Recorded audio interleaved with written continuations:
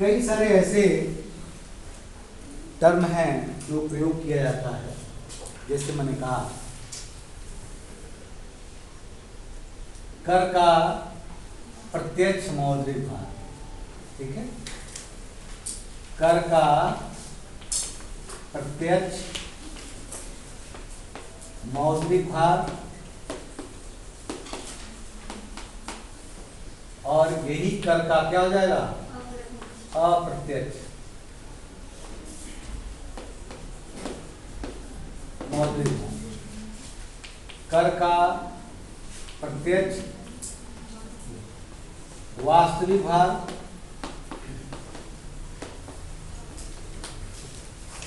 कर का अप्रत्यक्ष वास्तविक भार।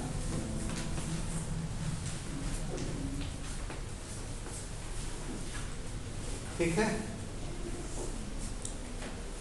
Direct monetary burden of tax, indirect monetary burden of tax, direct real burden of tax, indirect real burden of tax. ठीक, यानी दो है, एक तो हो गया आपका मॉनेटरी बर्डन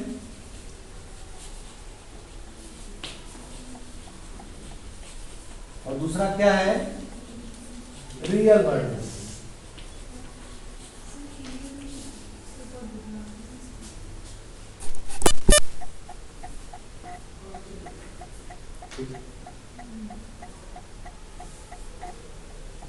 ये जो मौद्रिक भार हैं या वास्तविक भार हैं, इनको दो रूपों में हम बांट सकते हैं। मॉनेटरी बर्डन प्रत्यक्ष भी हो सकता है, अप्रत्यक्ष भी हो सकता है। जो वास्तविक बर्डन है, वास्तविक भार है कर का, वो प्रत्यक्ष भी हो सकता है, अप्रत्यक्ष भी हो सकता है। ठीक, छोटे छोटे टर्म है, इसको समझने का हम लोग प्रयास करें। जो direct monetary burden of tax और जो indirect monetary burden of tax, इसको समझने का प्रयास करें। ध्यान, कर की जो मात्रा लगाई जाती है और जिसका भुगतान जिस पर कर लगा है उसके द्वारा किया जाता है, यह उसका क्या होता है, प्रत्यक्ष मौद्रिक भार, direct monetary burden of tax. जितनी मात्रा में कर लगा और वास्तव में उसको भुगतान उतना करना पड़ा। ठीक, दूसरा है अप्रत्यक्ष मौद्रिक भार।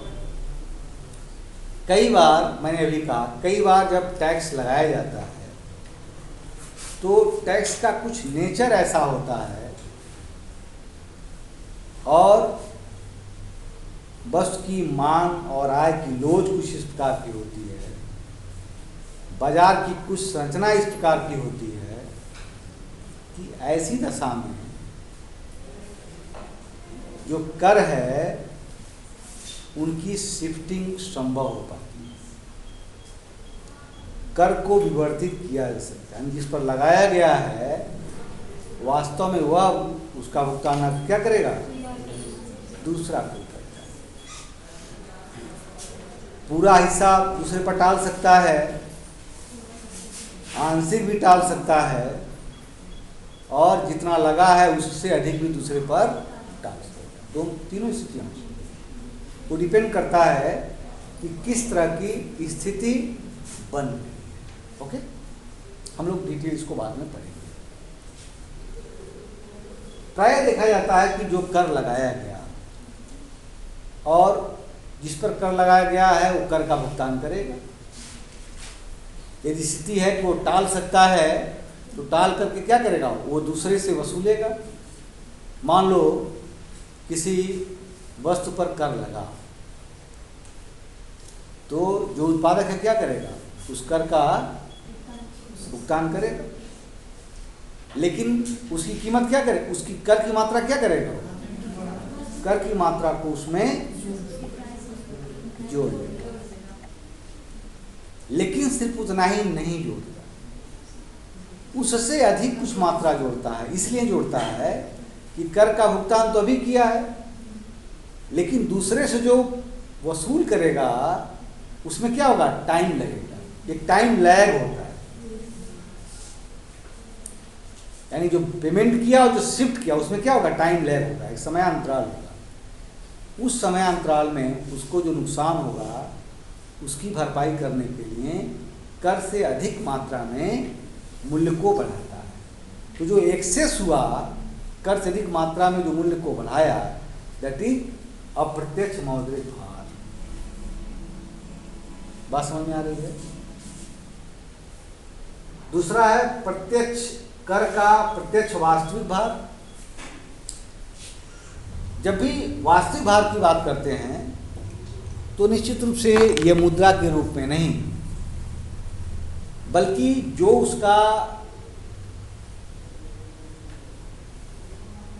उसकी यूटिलिटी है, जो उसका संतोष है, जो सेटिस्फैक्शन लेवल है, उस पर क्या प्रभाव पड़ा है। ठीक है? यदि जब भी वो टैक्स देगा तो टैक्स प्रकार का क्या है, त्याग ही तो है, त्याग। तो जितना त्याग उत्पन्न हुआ, जितना सेक्रीफाइस किया, वो क्या हो गया, कर देते समय जो त्याग करता है वो त्याग क्या है, वो वास्तविक भार। जब भी वास्तविकता आप मेजर करते हैं तो त्याग और सेटिस्फैक्शन के रूप में मेजर करते हैं, मॉनेटरी टर्म में हम उसको मेजर नहीं करते। ओके, वास्तविक भार जो त्याग है।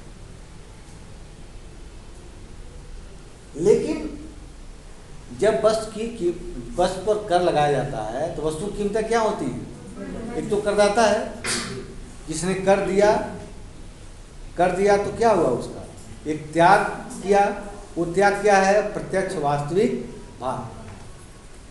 लेकिन कर लगाने के बाद यदि वस्तु की कीमत बढ़ गई और कीमत बढ़ने के बाद उसका मांग क्या किया, कम कर दिया, कम तो करेगा ना, कीमत बढ़ने के बाद क्या मांग कम करेगा, तो मात्रा क्या हो जाएगी उसके पास, पहले की अपेक्षा कम हो जाएगी। और व्यक्ति का जो संतोष का स्तर है, जो लेवल ऑफ सेटिस्फैक्शन है, वह वस्तुओं और सेवाओं की उपभोग की मात्रा पर निर्भर करता है।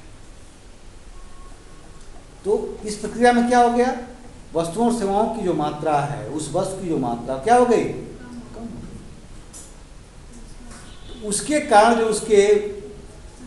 जो उसके संतोष में, जो उसके सेटिस्फैक्शन लेवल में जो कमी आई, उसको क्या कहेंगे, अप्रत्यक्ष वास्तविक भार। बात समझ में आ गई? किसी कोई दिक्कत? या एक टर्म यूज करेगा, कुछ टर्म और आएंगे, excess burden of tax. Excess burden of tax अलग एक टॉपिक ही है, उसको डिटेल हम लोग बात करेंगे। चॉइस जो होता है, व्यक्ति का जो चॉइस होता है, जब वो डिस्टॉर्ट होता है तो उसको बोलते हैं एक्सेस बर्डन। चॉइस को जब डिस्टॉर्ट कर दे, किसी व्यक्ति का जो चॉइस है वो डिस्टॉर्ट हो जाए, वो विकृत हो जाए, तो उसको एक्सेस बर्डन बोलते हैं। हम बाद में डिटेल से बात करेंगे। ओके, अभी इसका मतलब जब भी हम लोग बात कर रहे हैं, चाहे अप्रत्यक्ष मौद्रिक भार के रूप में हो या वास्तविक भार के रूप में, यहाँ कहीं न कहीं इस बात का जिक्र किया जा रहा है कि जिस व्यक्ति पर कर लगाया जाता है, कोई जरूरी नहीं है कि वही उसका वास्तव में भुगतान भी, कोई जरूरी नहीं। ठीक, जिस पर कर लगाया जाता है वो क्या हो गया, फर्स्ट पर्सन, और जो वास्तव में भुगतान करता है वो क्या हो गया, लास्ट पर्सन, अंतिम व्यक्ति। कोई न कोई आधार होगा। लेकिन यह कहना कि जितने प्रकार के कर हैं, वो क्या हो गया, लास्ट पर्सन, अंतिम व्यक्ति। कोई न कोई आधार होगा। लेकिन यह कहना कि जितने प्रकार के कर हैं, वो क्या हो गया, लास्ट पर्सन, अंतिम व्यक्ति। सभी प्रकार के करों में कर का विवर्तन संभव है ऐसा नहीं है। ठीक है।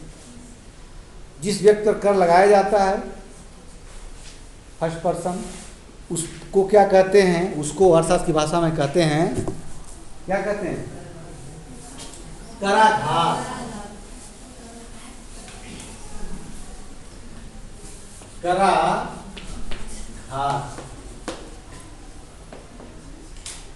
क्या है, इसको बोलते हैं इम्पैक्ट ऑफ टैक्स। जो पहला व्यक्ति होता है टैक्स, जिस पर कर आरोपित किया गया वो हो गया, उस पर उसको बोलते हैं इम्पैक्ट ऑफ टैक्स, कराघात। लेकिन वास्तव में किसने भुगतान किया, उस कर का भुगतान अंतिम रूप पे किस पर पड़ा, अंतिम, अंततः कौन उसका भुगतान किया, पहले भुगतान जिस पर जो किया, जिसकी लायबिलिटी बनी, लीगल लायबिलिटी जिसकी है, वो तो हो गया आपका करापात, ऐसा कराघात। लेकिन एक्चुअली किसने उसका भुगतान किया, अंतिम कौन है, वह हो गया करापात। करापात इसको बोलते हैं, क्या कहते हैं, इंसिडेंस ऑफ टैक्स। ठीक है।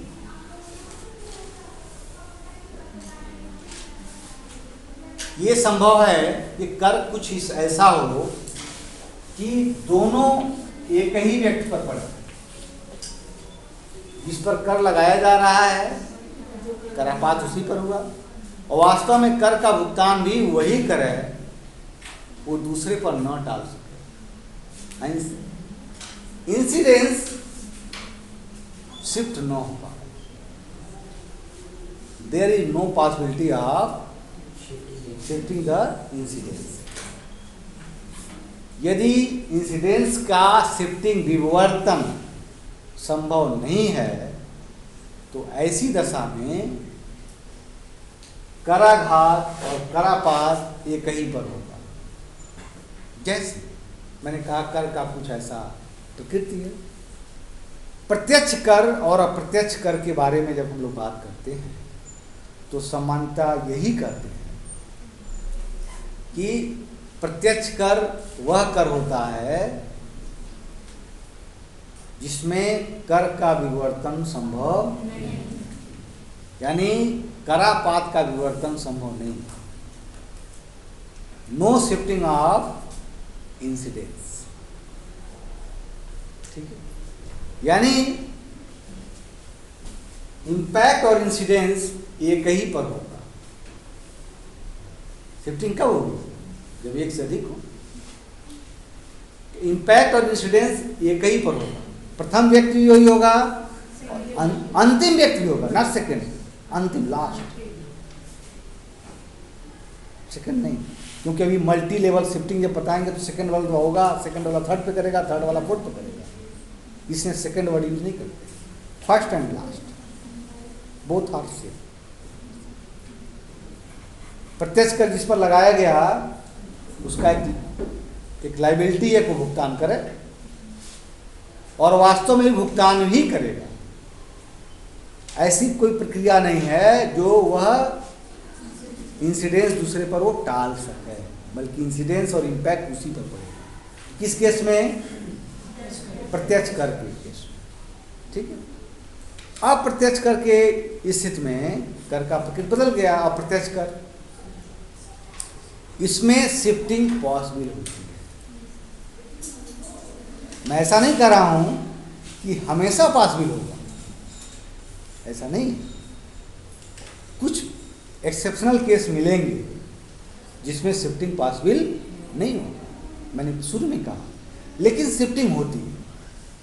समानता क्या होती है, इसमें तो पॉसिबल ही नहीं है डायरेक्ट टैक्स में, लेकिन इनडायरेक्ट टैक्सेस में क्या है, शिफ्टिंग पॉसिबल है। वह शिफ्टिंग इंसिडेंस की पूरी शिफ्टिंग वो हो सकती है, पूरा का पूरा इंसिडेंस वो क्या कर सकता है, दूसरे पर टाल सकता है, शिफ्ट कर सकता है। पूरा कर का मात्रा दूसरे पर टाल लगा ए व्यक्ति पर, वो क्या करो बी व्यक्ति से बी व्यक्ति पर टाल पूरा का पूरा। या ऐसा संभव है कि जितना कर लगाया गया है उससे अधिक शिफ्ट कर दें। क्या करें? उससे अधिक शिफ्ट कर दें।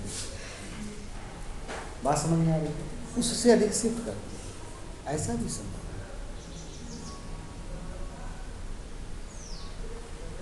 जितना लगा उतना ही नहीं, उससे अधिक, या जितना लगा है उससे कम मात्रा में शिफ्ट करें। आंशिक shifting, partial shifting, complete shifting and over shifting, तीनों स्थितियां संभव है।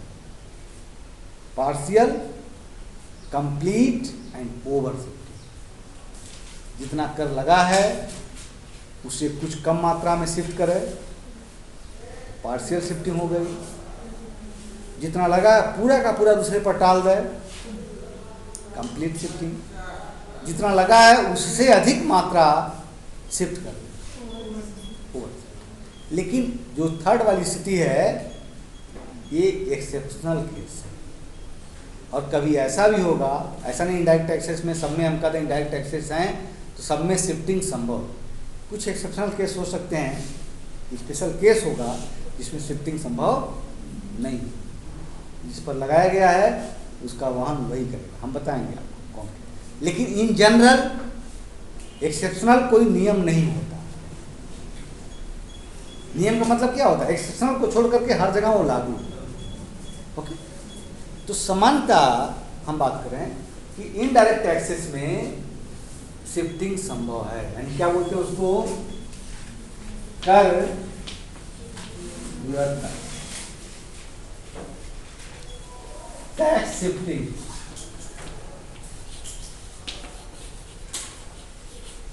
या ऐसे लिख सकते हो शिफ्टिंग ऑफ टैक्स।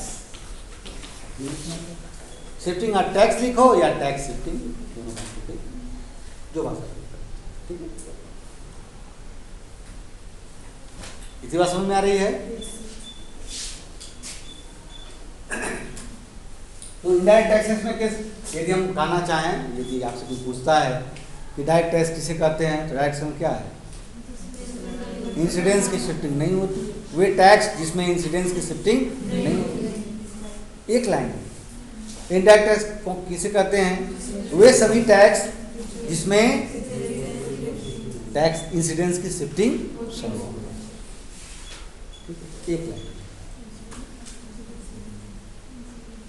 ओके, अब ध्यान, ये जो शिफ्टिंग है ये सिंगल पॉइंट भी शिफ्टिंग हो सकती है, मल्टी पॉइंट शिफ्टिंग हो सकती है। टैक्स शिफ्टिंग क्या होगी? सिंगल पॉइंट और मल्टीपल पॉइंट। एक बिंदु शिफ्टिंग हो सकता है और कई बिंदु शिफ्टिंग हो सकता है। जैसे एक व्यक्ति पर टैक्स लगा, उसके बाद दूसरे पर क्या हो गया? समाप्त हो गया, अंतिम व्यक्ति वही हो गया। ठीक है, ऐसी ही शिफ्टिंग होती है। Single shifting, single point shifting. Multi point shifting होता है कि जब ए पर लगा, जैसे मान लो ए पर लगा, ये फर्स्ट पर्सन हो गया, फर्स्ट, और ये कौन हो गया? ये लास्ट। तो कौन सा हो गया ए पॉइंट? ये सिंगल पॉइंट। मल्टी पॉइंट कौन सा होगा? ए पर टैक्स इंपोज किया गया, फर्स्ट हो गया। ए ने क्या किया? बी पर डाल दिया, बी ने सी पर, और सी ने डी पर, और ये हो गया लास्ट। क्या हो गया? ये मल्टी पॉइंट शिफ्टिंग। ठीक है, जैसे मान लो कोई प्रोड्यूसर है, उस पर टैक्स इंपोज किया गया, वो क्या करेगा? टैक्स किससे वसूल कर लेगा? जो होलसेलर, नो कंज्यूमर नहीं जाएगा, होलसेलर से वसूल कर लेगा।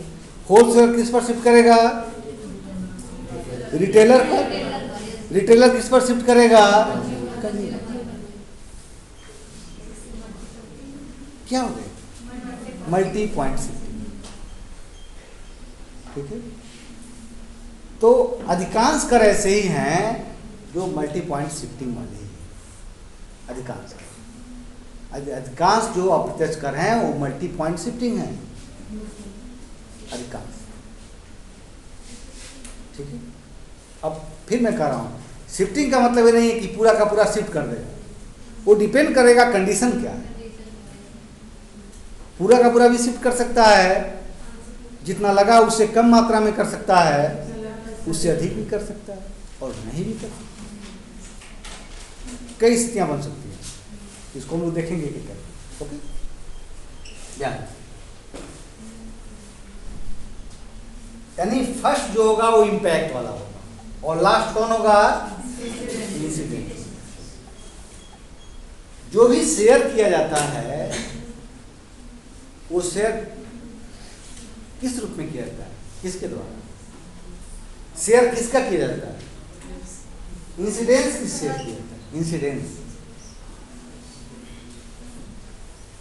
इंसिडेंस का शेयर जो भी करेंगे इसी को शेयर करते हैं।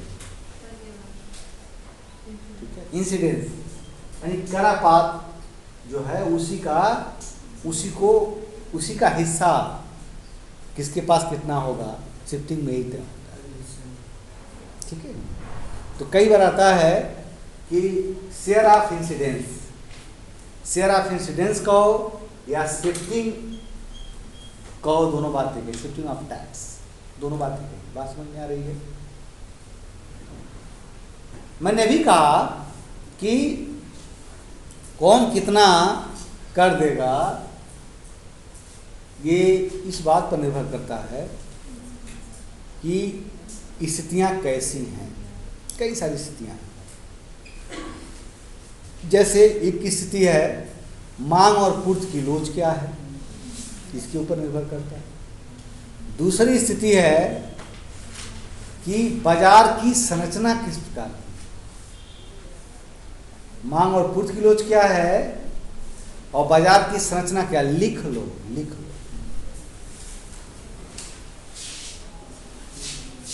और तीसरा कर की प्रकृति क्या है। तो तीन चीजें हैं, किस पर कितना इंसिडेंस होगा, इंसिडेंस इंपैक्ट, इंसिडेंस किस पर कितना होगा, किस पर निर्भर करेगा? ये निर्भर करता है कि मांग एवं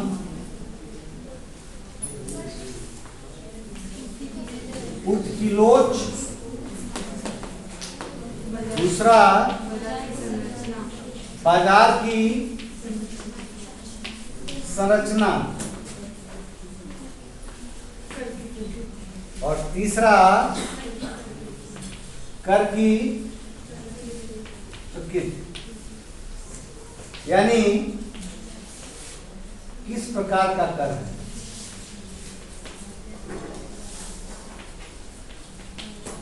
आरोपित किया गया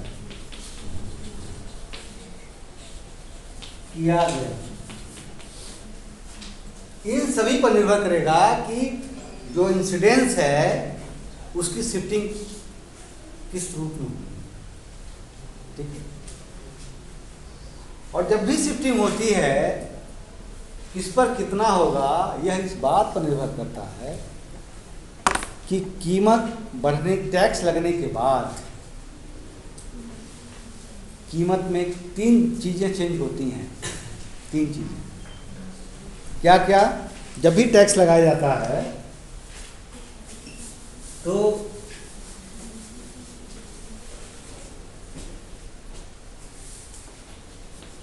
करारोपण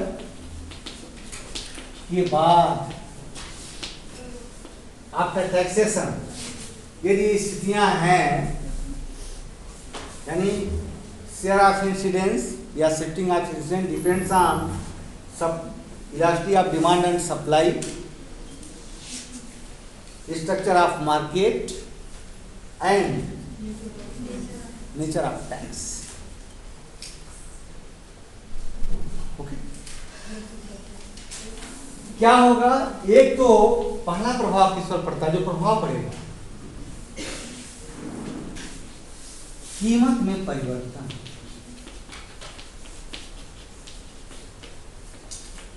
चेंजिंग प्राइस। अब वो चेंजिंग प्राइस लाएगा नहीं लाएगा इसके ऊपर निर्भर करेगा कि इंसिडेंस का शेयर यहाँ कितना होगा। ओके। दूसरा,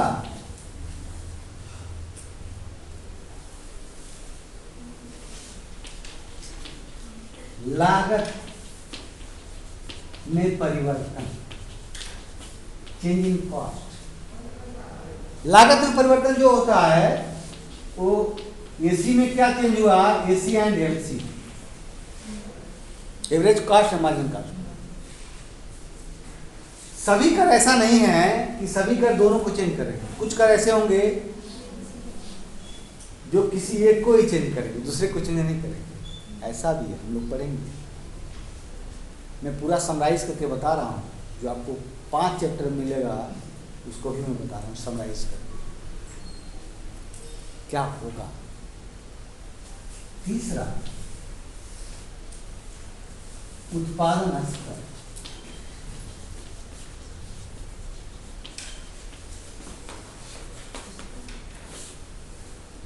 उत्पादन स्तर, ओके। उत्पादन स्तर तो ये स्ट्रक्चर है, इस पर शिफ्टिंग होगा।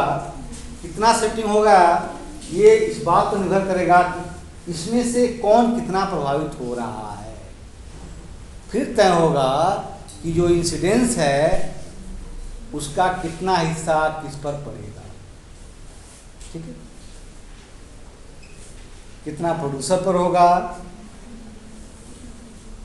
कितना कंज्यूमर पर होगा, उपभोक्ता पर कितना होगा, उत्पादक पर कितना होगा। वो इन सब पे निर्भर करता है, ध्यान देना।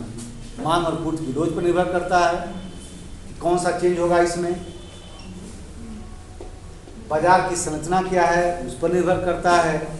और कर किस प्रकार का लगा है, वो लंप सम टैक्स है या स्पेसिफिक टैक्स है। ये सब किसमें पढ़ेंगे हम इनडायरेक्ट टैक्सेस ही पढ़ेंगे ना। अप्रत्यक्ष कर के बारे में शिफ्टिंग जो पढ़ेंगे किसके बारे में पढ़ेंगे, अप्रत्यक्ष कर।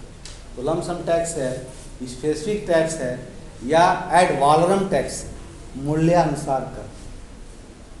एड वॉलरम मूल्यानुसार, स्पेसिफिक टैक्स या community tax, both are same.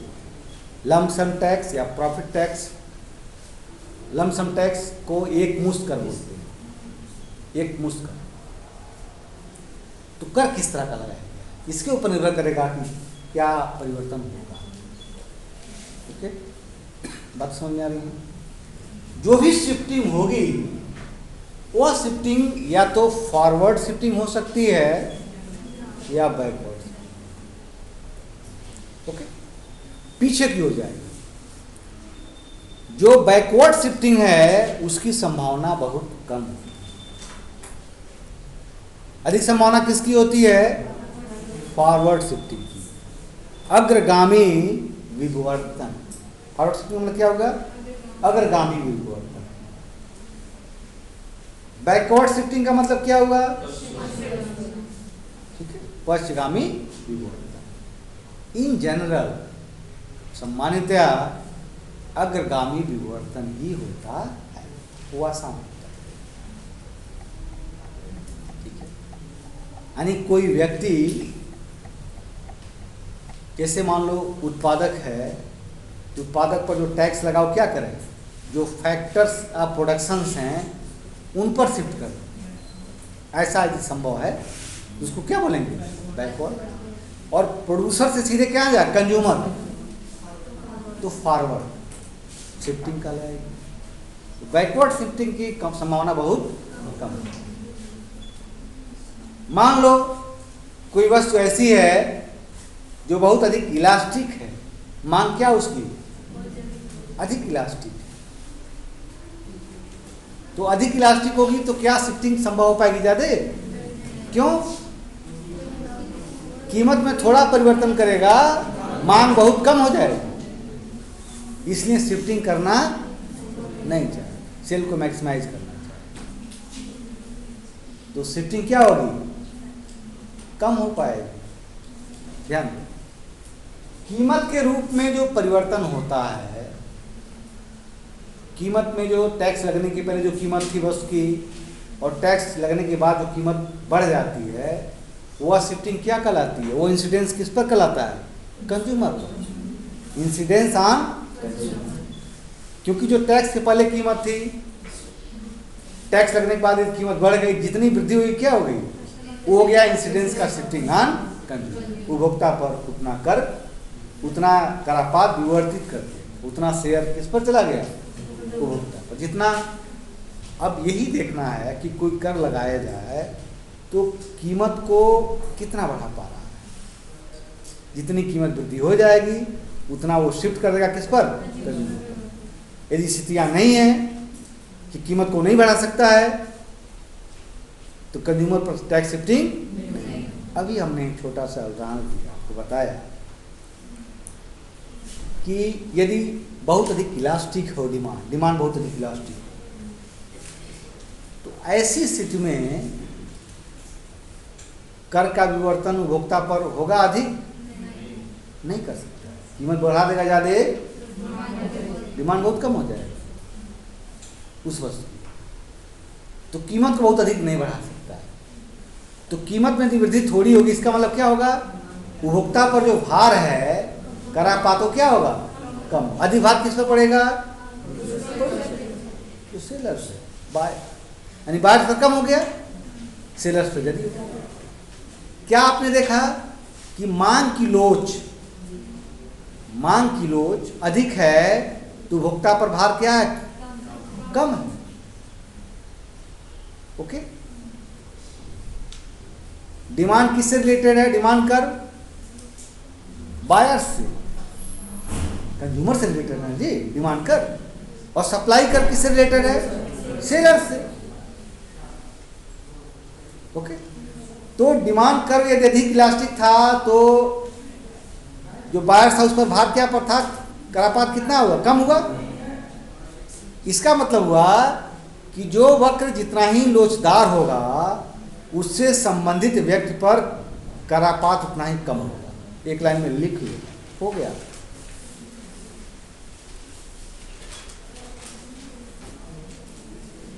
अब पूछो क्या बोले सर?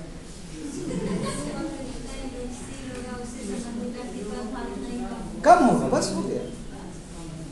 यानी इंसिडेंस का जो प्रभाव है इलास्टिसिटी के साथ कैसा है? विपरीत संबंध।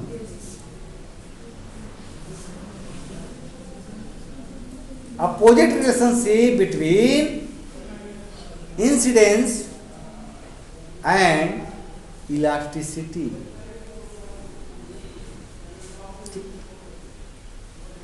मांग की लोच अधिक लोचदार है तो मांग संबंधित किससे है? बायर्स से।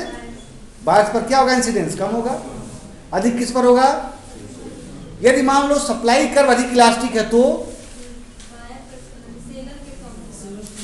सेलर पर कम होगा, बायर्स पर अधिक होगा। बस ठीक, सही बात है। एक लाइन, कुछ याद नहीं करना। जो अधिक लोचदार होगा उससे संबंधित व्यक्ति पर करापात क्या होगा? कम होगा। तो सप्लाई से संबंधित किससे है? सेलर से। सप्लाई की इलास्टिक क्या हम देख लें। अधिक इलास्टिक है तो कम होगा, कम इलास्टिक है तो अधिक होगा। बायर्स का संबंध किससे है? डिमांड कर्व से है।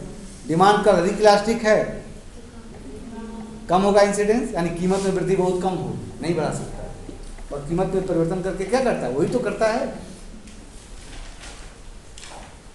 कीमत में जो परिवर्तन करता है वही क्या करता है? वही शिफ्टिंग है किस पर? जो बायर से उस पर शिफ्ट करता है, टैक्स का इंसिडेंस शिफ्ट करता है। ठीक है।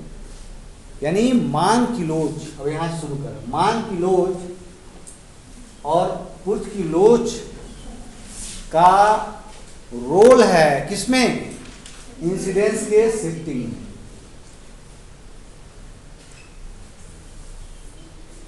करापात यानी कर का जो विवर्तन है इसमें मांग की लोच और पूर्व की लोच की भूमिका महत्वपूर्ण है। एक छोटा सा डायग्राम है, उसके माध्यम से आपको एक फार्मूला डिराइव करके हम बता देंगे, जो हमने भी एक लाइन में कही कि इन दोनों के बीच में क्या होता है? विपरीत संबंध होता है।